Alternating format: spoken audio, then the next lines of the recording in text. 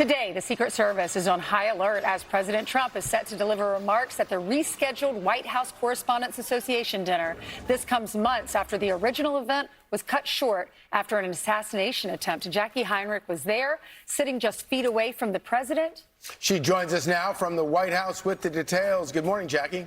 Good morning, everyone. Yeah, the event tonight is going to have some new security measures after a gunman stormed the ballroom during April's dinner in an attempt to take the president's life. Some of those new measures include mandatory guest registration for everyone attending. It will pre-vet everyone in that room who will have to show a QR code to get in.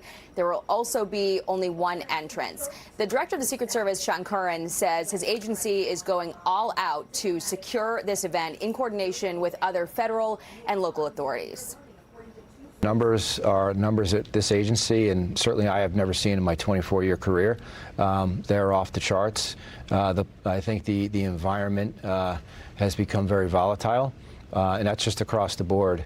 I think not just our protectees, but local officials. The threat, picture and environment is as large as I've ever seen it. Right now, we have an advance team there, and they will take back and they will set up a plan to set that site up for success. Overall, Curran said the threat environment is up 40% year over year, with 10,000 threat investigations since January. Since 2024, there have been 6 attempts or planned attempts on the president's life, including that shooting in Butler, Pennsylvania, the Iranian murder-for-hire plot, the attempt on his life in West Palm Beach, of course, the Correspondents' Dinner in April, the UFC Freedom 250 plot, and the Iranian assassination plot that was uncovered this month. Back in April, the Secret Service officer Victor Gonzalez took a bullet to the vest when the gunman Cole Allen stormed the checkpoint carrying a pump-action shotgun, a handgun, 2 knives, 4 daggers, and ammunition. Tonight, Officer Gonzalez will be recognized for his bravery and his service. He's receiving an award from the whca. Also attending the dinner tonight alongside the president, White House Press Secretary Caroline Leavitt, Acting Attorney General Todd Blanche, FBI Director Kash Patel, Education Secretary Linda McMahon, Interior Secretary Doug Burgum, Energy Secretary Chris Wright, War Secretary Pete Hegseth, Treasury Secretary Scott Bessent, and many others.